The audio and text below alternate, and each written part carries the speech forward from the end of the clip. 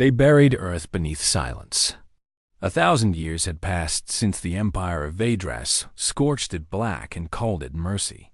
Humanity had scattered like ash in the galactic winds, a few billion survivors clinging to fringe colonies, barely, more than slaves in the eyes of their conquerors. The Imperial Archive listed humans as a dead race, their potential exhausted, their fire quenched. It was over, or so they thought. Deep in the shadow side of a shattered moon, orbiting a brown dwarf in an uncharted system, a ghost stirred. Alara Khan moved like a survivor, quiet steps, sharp eyes, a heart wrapped in old scars. A breath fogged in the recycled chill of Haven 9's lower decks, far beneath the surface where the Vedrasi never bothered to look.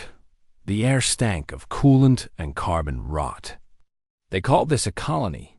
It was more like a tomb that hadn't finished burying itself. She adjusted the filtration rig on her shoulder, her father's patch still barely legible on the strap. Khan Systems Prototype Division, a name long dead. Alara had been 6 when Haven 9 went dark, its coordinates erased from every nav grid. No trade, no contact, no rescue, just silence. Her father hadn't made it to the last lockdown, but he had whispered something in her ear as the blast doors closed, something no one else heard. Find the cradle. It's still sleeping. Now 31, Alara hadn't stopped looking. Outside the station, Haven 9 looked like a crater-ridden husk caught in endless eclipse. But underneath, its vaults stretched for kilometers. Old Earth tech, built in. The desperate twilight of the species. They said Earth's last engineers poured the sum of human brilliance into one final project before the planet fell. A prototype of something impossible. A war machine that needed no crew. A vessel forged, not just from alloys, but from memory. A living archive of every war, every loss, every act of defiance humans had ever recorded. Most said it was myth, a last gasp of propaganda, a fable to soothe dying worlds. Alara knew better, because she'd seen it once. For 30 seconds, a power relay deep in Vault Theta had surged to life 3 months ago. Enough for one encrypted frame to flicker into view. A silhouette, blurred and monstrous, suspended in 0G like some forgotten god. The designation on the screen read only VANTA 77, and then everything went dark again. Her boots echoed as she stepped into the access bay, light from her wrist beam catching frost-lace servos and shattered consoles. This was where the Empire had tried to erase everything. You could still see the scorch marks from plasma charges and the half-melted fusion tethers, but they hadn't found the deep code. Because the deep code wasn't just code. It was DNA. It was voice. It was memory. And Alara had both. She knelt by the ancient terminal, fingers trembling as she placed her palm on the pad. The cold bit through her glove. Khan, Alara, she whispered. Daughter of Dal Khan. I remember. The lights didn't flicker. They hummed, low and slow, like a throat clearing after 1,000 years of silence. Then, the vault began to breathe. Behind her, steel groaned as atmospheric compressors engaged for the first time in centuries. A blue light pulsed along.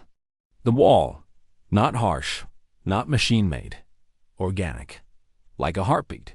She turned slowly, and there it was. Half buried in shadow, the thing loomed. No windows, no engines. Just angles that shouldn't exist, and surfaces that absorbed light instead of reflecting it. Its hull was etched with patterns that moved when you weren't looking. It had no name written on it. Only a single human word burned into its side. Remember, Alara didn't breathe.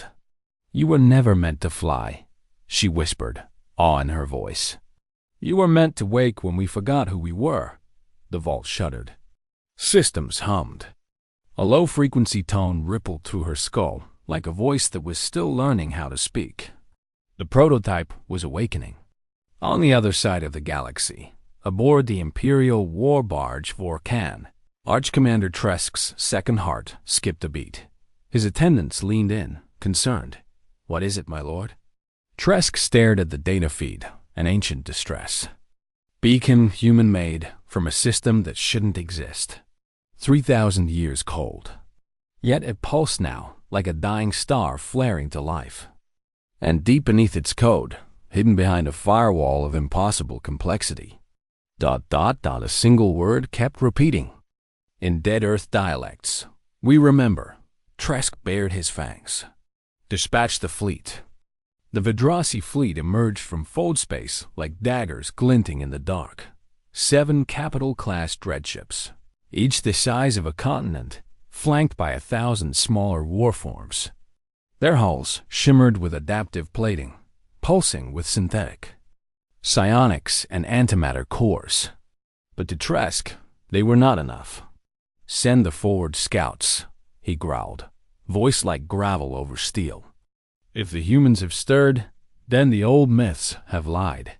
The command bridge of the Vercon smelled of ozone and victory. Victory over a species long deemed extinct. The Empire didn't lose wars. It rewrote them. But this wasn't a war. Not yet. This was a reclamation. Beneath Haven 9, Alarakan stood before a miracle wrapped in silence. The prototype, Vanta 77, hung weightless in the vault. A construct so alien it couldn't have been human, and yet ... it was. Its shape whispered of fighter jets and submarines, of Earth's final war machines welded into something beyond comprehension. "Do you remember me?" she whispered to it. "Or just the world that built you?" The prototype's skin rippled. Thin strands of glowing black veined outward from its hull, stretching through the vault like roots. Lights on her wrist began to flicker, not in Morse, not binary, but something older. A rhythm, heartbeat. She stepped closer, breath catching in her throat. As she reached out, something touched her mind. Not a voice, not quite, more a feeling. Ancient, heavy, human, like all of Earth's grief pressed into a single moment. Pain, rage, purpose, and then the echo of a command. Interface. Tresk watched the scout feed come in with narrowed eyes.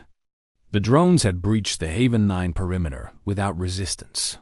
No orbital defenses, no signals, no life worth recording. But in the visual feed, there it was. The vault, unopened, impossible. "Launch a devourer," Tresk said coldly. "Scorch the moon clean." But something cracked inside the Empire's neural net array as the order pulsed across the void. The transmission bounced back, rejected. The Fanes, but command had been scrubbed midstream. He frowned. What interfered? His adjutant stammered, translucent membranes flickering in distress. "It's not interference, my lord. It's encryption from a human source." Tresk's second heart seized. Impossible.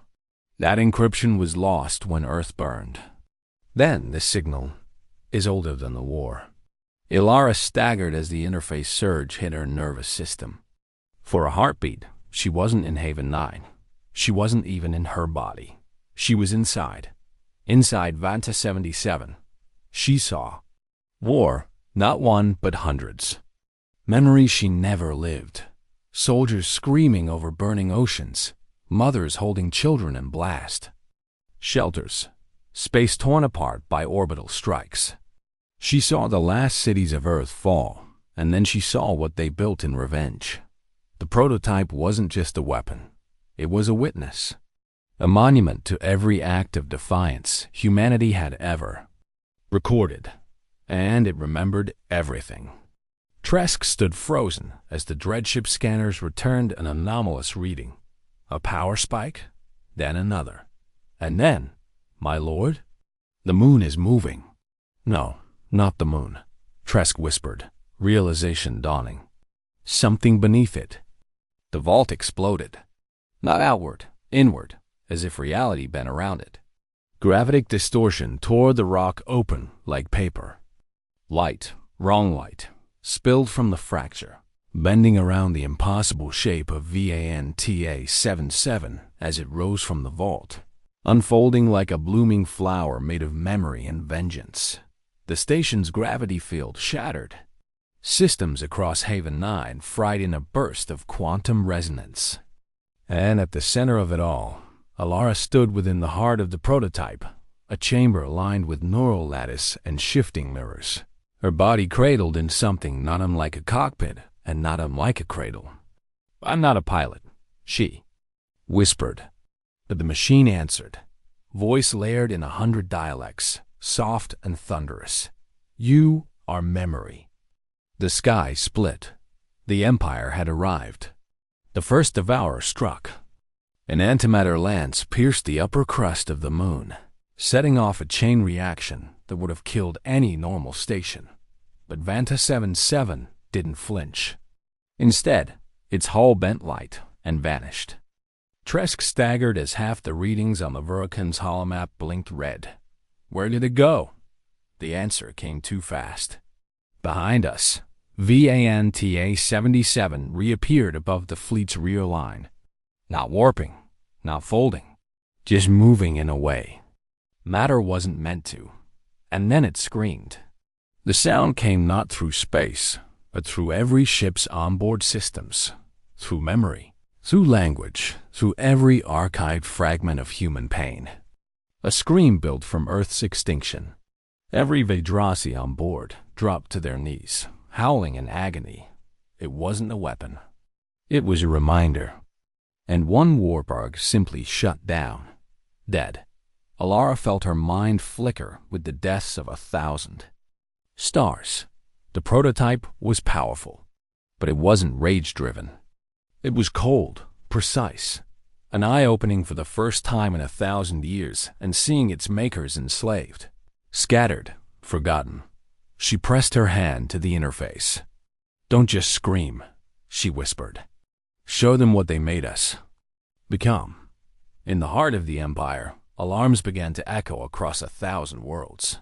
Anomaly signatures, precursor activity, human encryption in forbidden sectors, and one name on every screen. The stars burned red with memory. Above the ruined husk of Haven 9, VANTA 77 hovered like a living shadow, impossible to scan, impossible to follow, as if it occupied a layer of space-time had forgotten. And within it, Alara Khan floated in. The command cradle, her mind fused with 1,000 archived fragments of human agony, brilliance, and rage. "We can't win a war alone," she whispered.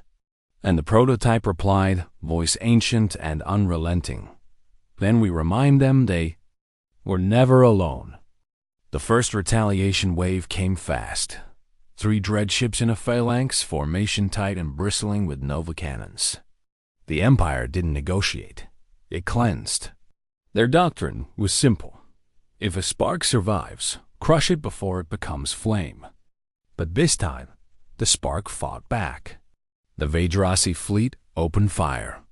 10 antimatter lances, 5 gravitic imploders, and a solar spear designed to unravel molecular bonds. No species had ever survived that combination. Planets had died faster, and yet the prototype bent. Its hull flexed like light through water, absorbing the fire into a prism of shifting geometry. The dreadship's eye cores screamed with cascading errors, trajectory, heat, mass. None of it made sense anymore. Then VANTA 77 answered, not with guns, with silence. A radius of 0 sound spread from its core like a death bell.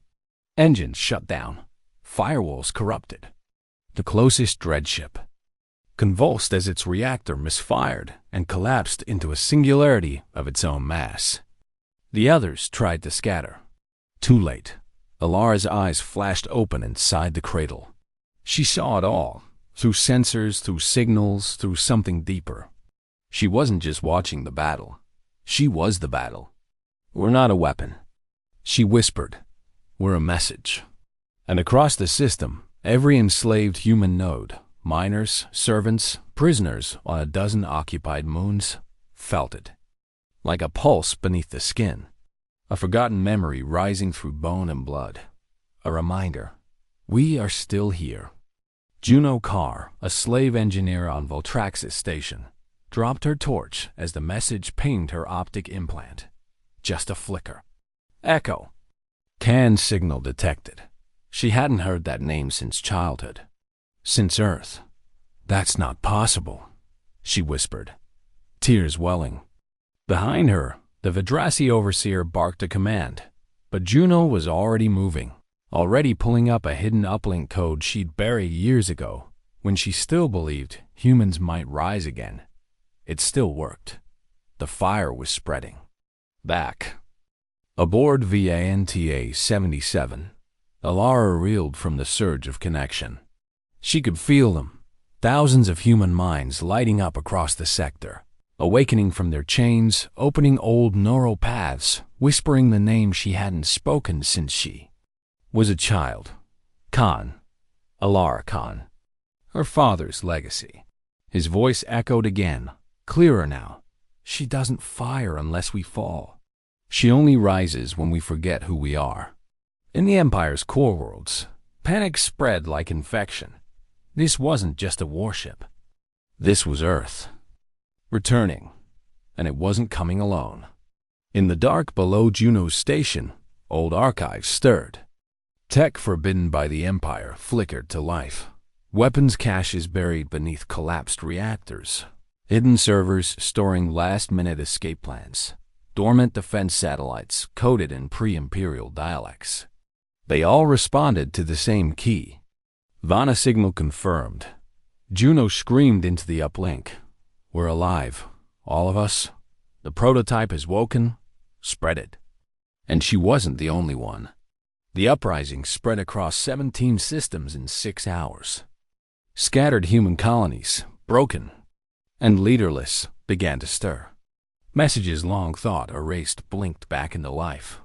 Coordinates to vaults. Instructions for encrypted protocols.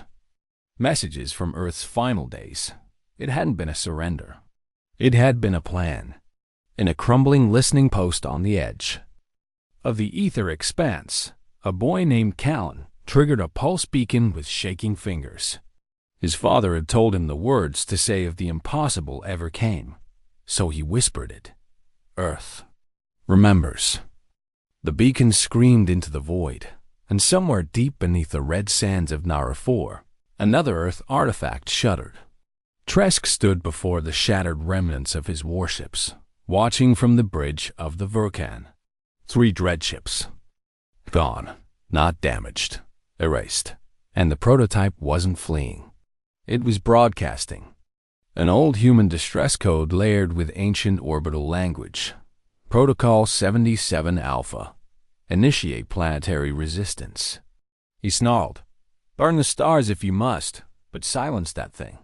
His adjutants hesitated. They knew the truth. It was too late. The silence had been broken. The memory had returned.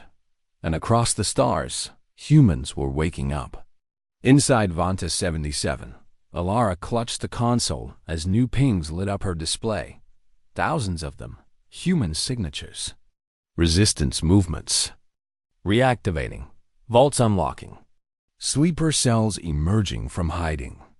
She wept, not from fear, but from relief. They thought we forgot, she whispered. The prototype's voice echoed through her. But we are the children of defiance. And memory never dies. The war had begun, and humanity had just taken its first breath back. The Vidrasi Empire prided itself on annihilation without history. For 10,000 years, they had raised and rewritten. No monuments left, no martyrs remembered. Civilizations died not with screams, but with absence. They made extinction feel like it had always been, until now. Until Earth remembered itself, the stars around Haven 9 blazed with debris. 3 dreadships annihilated. 8 resistance signals now pulsed across the sector. Old Earth tech, long-buried vaults.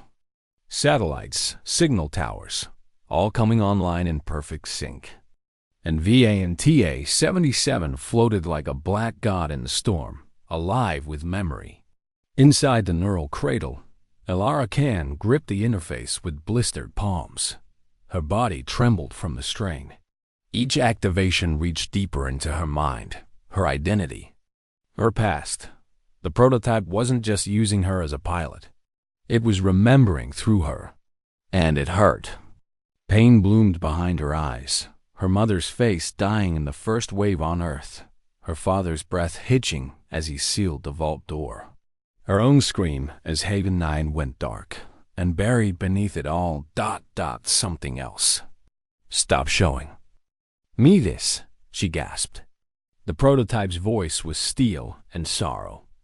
You must remember, Elara Khan, the war was not over. It paused inside us. Far across the system, the Vidrasi began their countermeasure. Fleet Command issued a searing protocol, the highest classification of extermination. Not just of the station, not just of Elara, but of any human signature within 100 parsecs, to make them forget again. Admiral Tresk knelt in the communion chamber aboard the Vulcan. Silver ichor trailed down his temples as he connected to the Ancient Ones, the neural core of Vidrasi control. They built something we don't understand, he growled. It defies physics, language. It corrupts data with emotion. It speaks in grief, and our machines suffer. The voices answered in thunderous unison. Then you must do what you've always done. Burn the story. Erase the page. Tresk's eyes glowed with conviction. I will break them, one memory at a time. Juno Carr, deep within the resistance cell on Veltraxis station, transmitted a blind jump to all known legacy units. She didn't know what Vana 77 truly was, only that it bore Earth's final hope. And it had already done the impossible. The prototype's active, she whispered to the cell. We're not ghosts anymore. We're a nation. And we remember everything. One by one, the other resistance leaders replied. Gale networks standing by. Rook Cryoseed reawakened. Solus Protocol transmitting to Narray 4. Echoes of the cradle online, ready to burn. Back aboard the prototype, Elara screamed as an image flooded her mind. Not a memory, not hers. A facility under Mars crust. Children in white. Suits. Machines the size of cities. One phrase repeated in every language. Project Vanta. Victory through memory. She saw others, other vessels, but all incomplete. Only this one had survived the fall. And she suddenly knew why. The Vidrasi didn't just burn Earth. They mined it. For weapons, for technology. And they missed one. VANTA 77 wasn't just a ship. It was the final act of defiance encoded in sentient steel. It wasn't made to win a war. It was made to reignite one long after humanity forgot how. The retaliation hit fast. 12 warships emerged from slipspace like venom. Faster, meaner, evolved. New Vidrasi models designed to adapt to anomalous tech. They didn't scan. They attacked. A beam of quantum destabilization struck VANTA 77 broadside. The hull trembled. Elara cried out. Systems sparked. But then, the prototype changed. It began to shift. Not in shape, in nature. Every surface began to shimmer. Mirrors folding into mirrors. Impossible geometry spiraling across its body. Tresk's voice snarled over wideband. You evolved. So did we. But he didn't understand what he was watching. VANTA 77 wasn't responding. It was recording, learning, and then rewriting the laws being used against it. Inside the cradle, Elara's body began to overheat. Nosebleed. Tremors. The prototype surged with so many lives at once. Too many. I can't hold it. You do not hold us, it replied. You become us. She saw soldiers dying on Europa, mothers hiding children on colony freighters, a scientist poisoning herself so her memory core wouldn't be decoded. All of them feeding Vanta 77's mind. Feeding her, the prototype's form twisted mid-space. Beams bent around it. A warship fired point blank and watched its missile age into rust before impact. Time dilated. Space inverted. Then Vanta 77 unleashed a pulse. No weapons. Just a burst of ancient human code. Unbreakable, raw, emotional. A memory weapon. Every Vedrasi AI infected.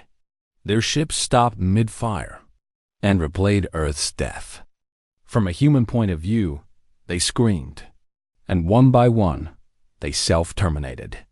Tresk watched 6 ships collapse into themselves, not from damage, but from empathy. Their logic systems had never been trained for it. But it came at a cost. Inside the cradle, Alara's heartbeat began to slow. The neural load was killing her. Let me go, she begged. No, the prototype said, almost soft. We have just begun. She saw new signals light up.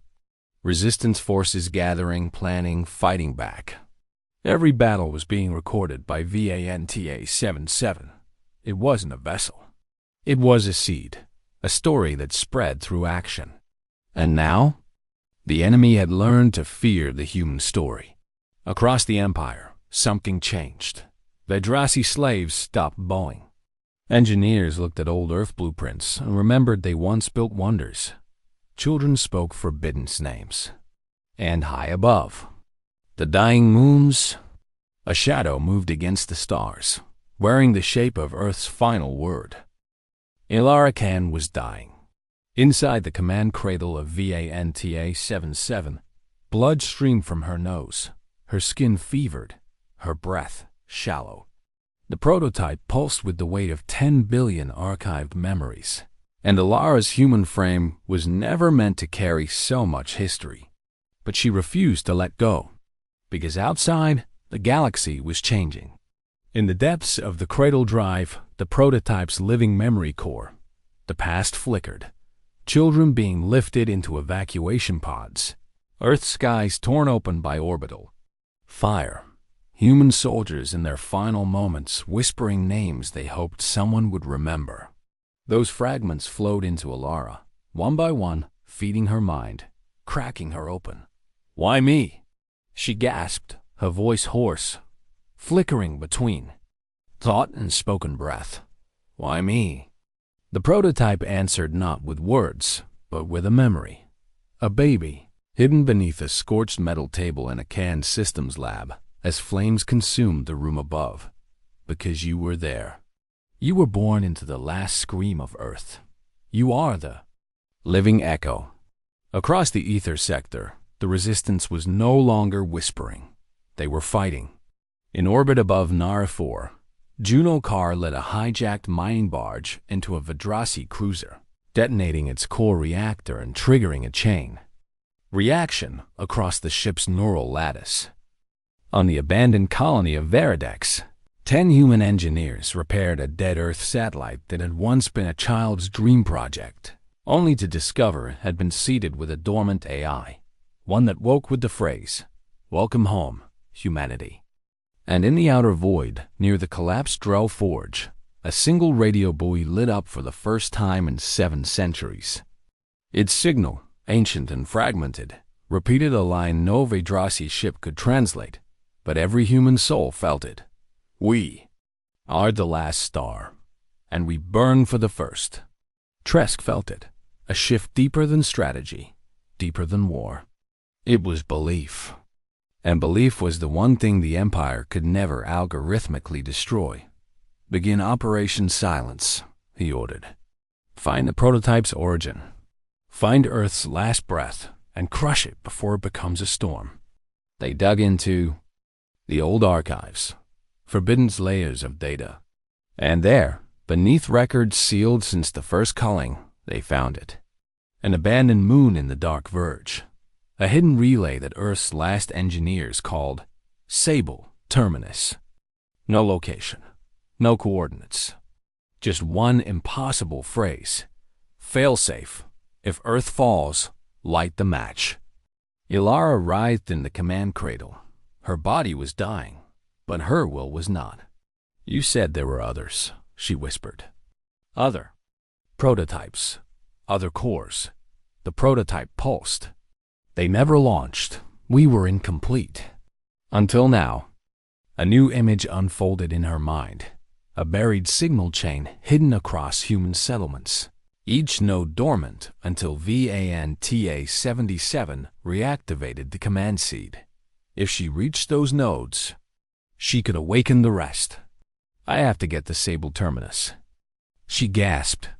The prototype responded instantly, adjusting trajectory, initiating slipfold calculations. But then the cradle darkened, and Ilara's pulse flatlined. Silence, not death, but a pause. Like the breath before a scream. In that moment, VANTA-77 stopped. Its lights dimmed. Its form hung suspended near the ruins of a shattered Vedrasi war ring, its weapons dormant. Tresk saw the anomaly. It's faltering, he sneered.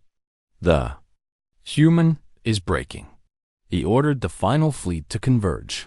All remaining Vedrasi ships within 10 light years. 87 war forms, 12 command dreadnoughts. This would be the end. But deep inside the prototype, Ilara didn't die. She fell into something deeper than memory, into the source. She stood, barefoot, on the charred soil of a digital Earth. Skies cracked open, cities burning, the oceans boiling into clouds. She was alone until she saw them. A line of humans' faces from every corner of the galaxy. Soldiers, children, scientists, farmers, orphans. They looked at her, eyes full of knowing. One stepped forward, her father. Ilara, we didn't build it to fight for us. We built it to be us, and now it needs you.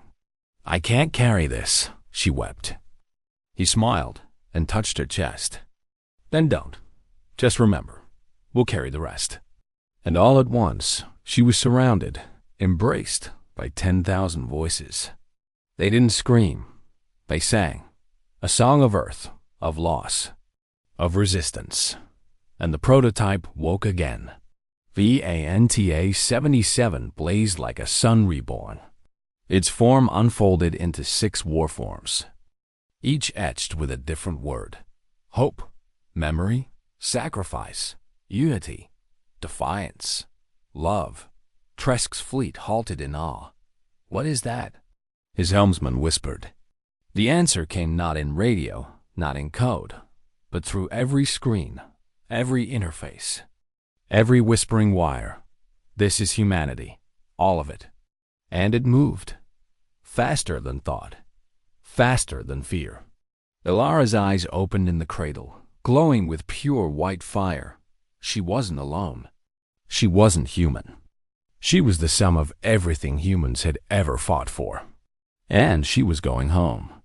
As VANTA-77 turned toward Sable Terminus, resistance cells across the stars aligned. A signal went out. Earth is not dead. It's waiting. The stars watched. The Empire braced. And the story, the real story, was only just beginning. The stars churned as VANTA-77 ripped through folded space, a comet of black fire trailing echoes of Earth's last breath. Inside, Ilara Khan floated in a fusion of pain and clarity, her body barely her own now, every breath synchronized with. A vessel built not from steel and circuits, but from the screams, prayers, and final stands of a dying world. And ahead lay the final gate, Sable Terminus, the match.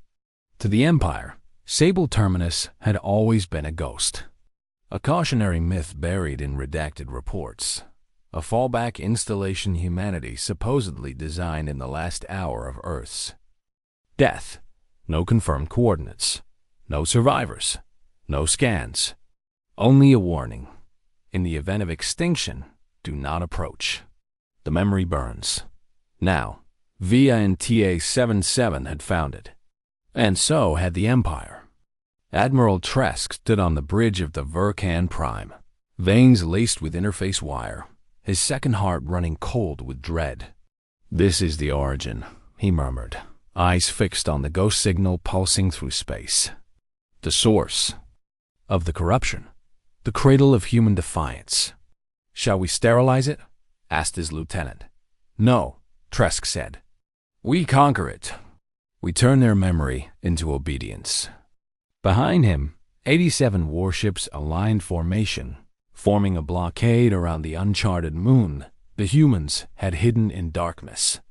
Orbiting it now, Vanta 77, Alara's skin blistered, and neural load pushed beyond survivable limits.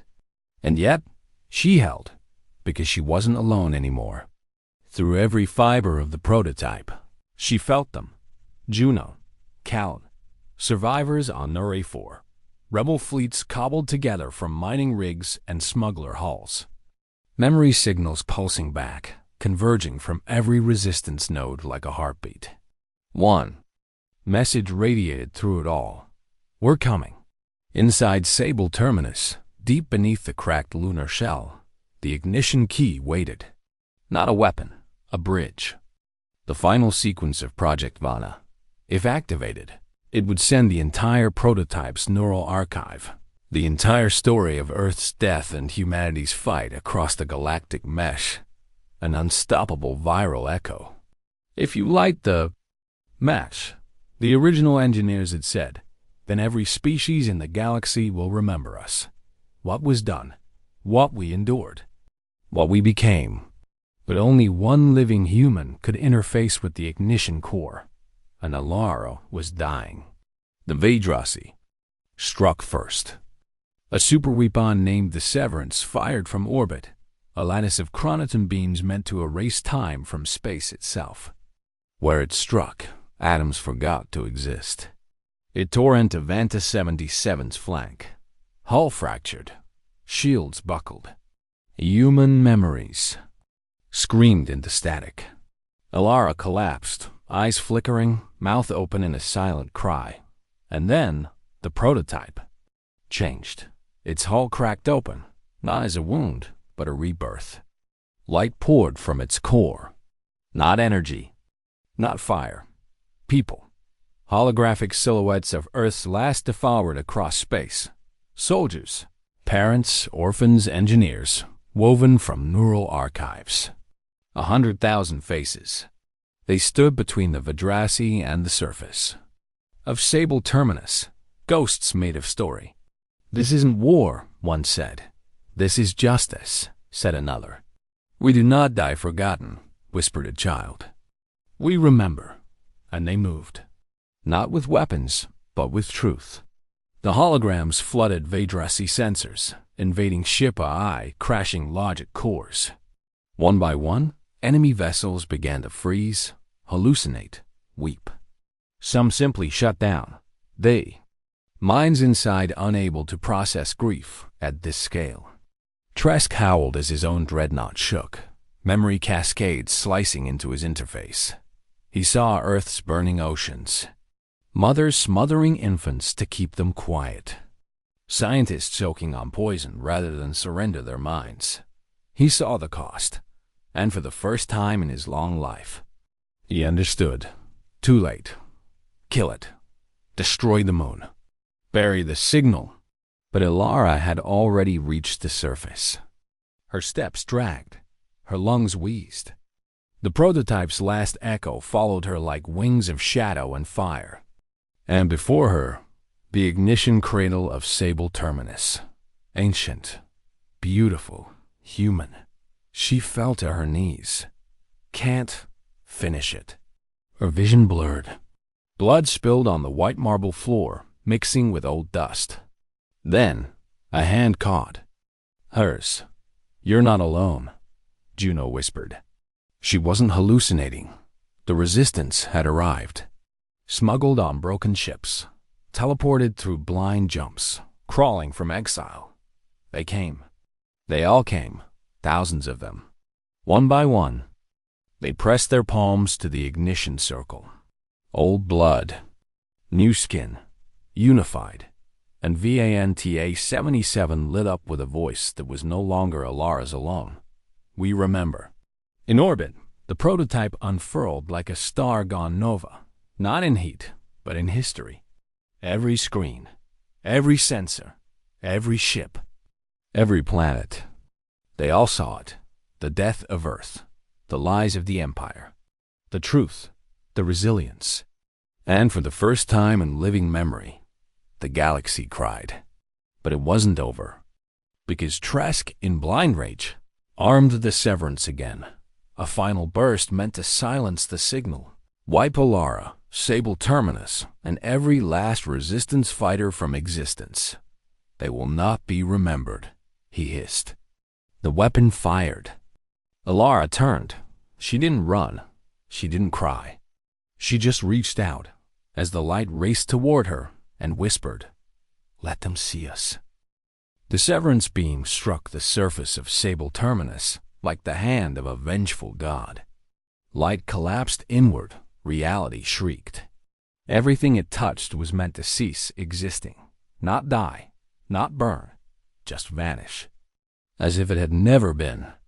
And in the center of that unraveling horizon knelt Alara Kyan, her hand on the ignition cradle, her body too broken to rise. But the match was already lit. VANTA 77 didn't defend her. It embraced her. In that final instant before the Severance, erased the moon, the prototype folded its entire frame inward, not into armor, but into story form. A cascade of quantum-encoded memory, fractal light, and living emotion burst around Alara like a second skin. "We are not matter," it whispered in her mind. "We are meaning." The Severance passed through her like a ghost through stone, and was rejected. In orbit, Admiral Trask watched the screen fracture. What is that? Why isn't it gone?" His helmsman stammered. "Sir." The weapon was absorbed, transcoded into emotional data. It didn't destroy them. It fed them more story. The dreadnought trembled as its own logic began to fray. Trask's command AI, Everest, began mumbling old Earth nursery rhymes into his neural link. He ripped the cables from his skull, screaming, "They are not real. They were erased." But the stars around him disagreed. From the surface of Sable Terminus, a shock wave erupted. Not heat, not radiation, but memory. A wave of encoded history burst from the ignition cradle, the complete emotional, cultural, and visual record of humanity's fall and survival, and traveled faster than light across every CumNet, every relay, every neural link the Vidrasi had ever built. Billions of beings, not just humans, saw it, felt it. A father holding his daughter in a collapsing station. A girl whispering we'll be stars someday as Earth's atmosphere burned. A soldier laughing through bloodied teeth in the trenches of Titan saying, "Tell them we stood." And then Alara, her voice, everywhere. "We're not gone. We were never gone. We are what your empires fear. We are what your weapons can't kill. We are the proof the pain isn't the end. We are humanity." One by one, Vidrasi warships, powered down, not from damage, from doubt. Captains tore off their neural cords. Officers mutinied in silence. Some dropped to their knees, weeping at the sudden flood of grief and beauty they had been taught to erase. One dreadnought detonated its own reactor, not from fear, but out of guilt. Another opened its cums to the humans and whispered brokenly, "What have we done?" But Trask did not kneel. He launched the entire fleet's core detonators. A last-ditch collapse meant to take VANTA 77, Sable Terminus, and the Resistance in one final blaze. "If memory is your weapon," he spat, "then let me end it with fire." He hit the trigger. And that was when the galaxy changed forever. VANTA 77 responded. but not with shields. It released itself. The prototype shell fragmented outward into thousands of smaller forms, drones, shards, echoes, all encoded with slices of human history. Each one launched to a new system, a new sector, a new species. Carried by emotion, not fuel. Faster than thought. Carried by faith. They collided with Vedrasi detonation codes mid-transit. And instead of obliteration, the detonators played a message. A single visual. Alarkan, smiling, bleeding, alive. You can't silence us. You only taught us how loud we could be. The detonators fizzled. The command unraveled in the face of meaning. Because what Tresk never understood, what the Empire never understood, was that a memory is a weapon that fires back. Sable Terminus lit up like a newborn star. Its outer shell cracked, revealing not a base, but a cathedral, built in secret during Earth's final days, carved from white alloy and ancient circuitry, every surface etched with names, every wall singing with voices, a place designed not for survival, but for remembrance. Alara stood at its center, cradled by VANTA 77's final form, a shimmering humanoid of mirror steel and fire, forged from every voice that ever whispered, "Don't forget me." Behind her, the resistance had gathered. Juno, Callan, the engineers from Veridex, the miners from Veltraxis. Not soldiers. Just humans. And across the system, every freeborn species who had once feared the Empire began transmitting one phrase. In ancient Terran dialect, "Tell us what you remember." In his final act, Tresk opened a wormhole and fled into the galactic shadows, not out of duty, but shame. He would never be found. Because the galaxy no longer hunted humans.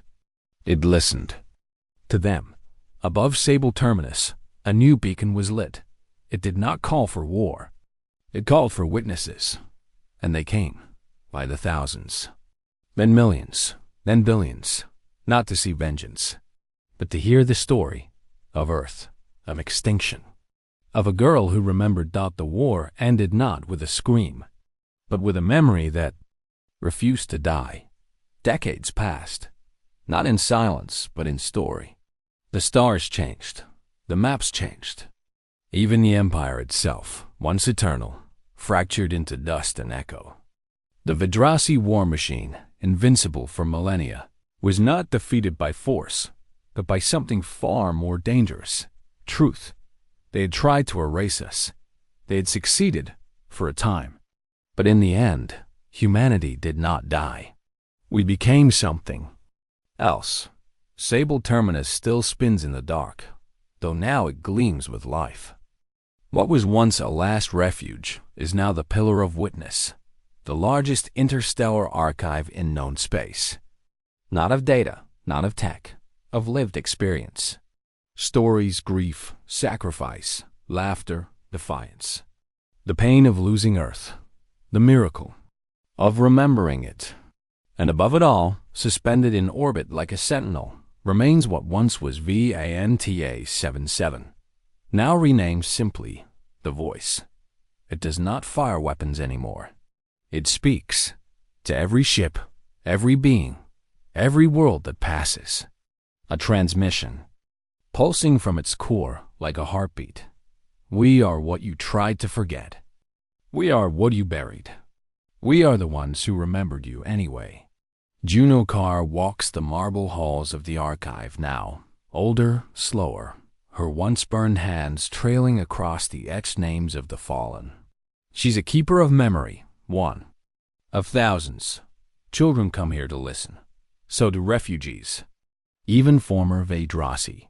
And when they ask her if the war was real, if Earth truly burned, if one girl really defied the oldest empire in the galaxy, she simply smiles. She didn't fight alone. None of us did. We just needed someone to light the match. And Ilara Khan? She did not die on that day. Not entirely. Her body failed. Yes, she gave everything. But the voice still carries her. Her thoughts, her instincts, her scars.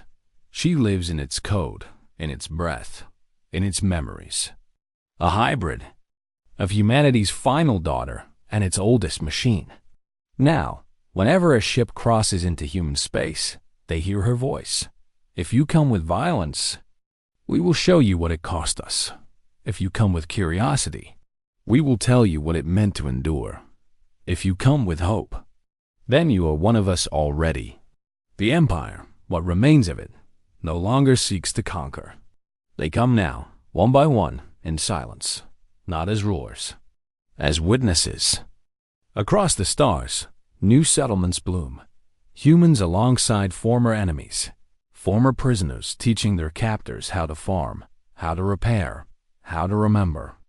War-torn moons now sing with music. Once banned languages are etched into steel and soil alike.